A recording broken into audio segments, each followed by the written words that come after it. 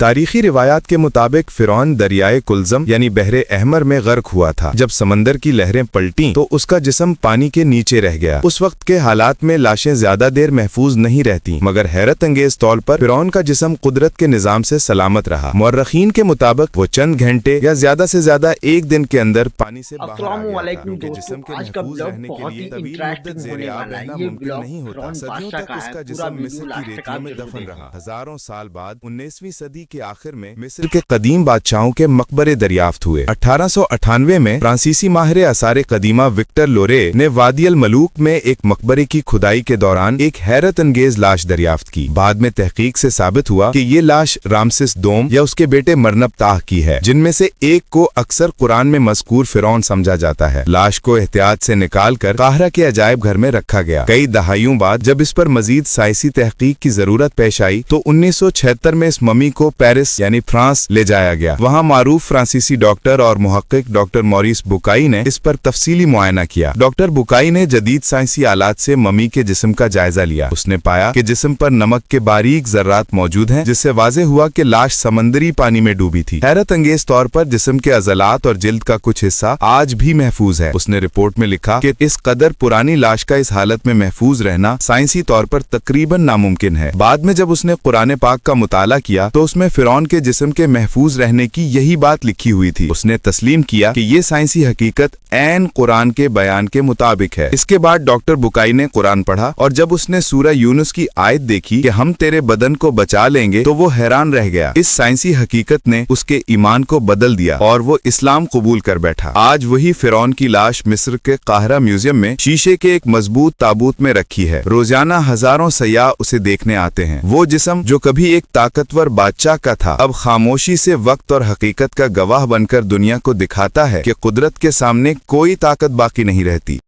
کیسا لگا ہمارا بلاگ؟ اگر آپ ہمارے چینل پر نئے ہیں تو ہمارے چینل کو سبسکرائب کر لیجئے اور گھنٹہ دبانا بالکل بھی نہ بھولیں، تاکہ اگلی اپڈیٹ جو بھی آئے سب سے پہلے آپ تک پہنچے۔ بنے رہیں ہمارے ساتھ میں۔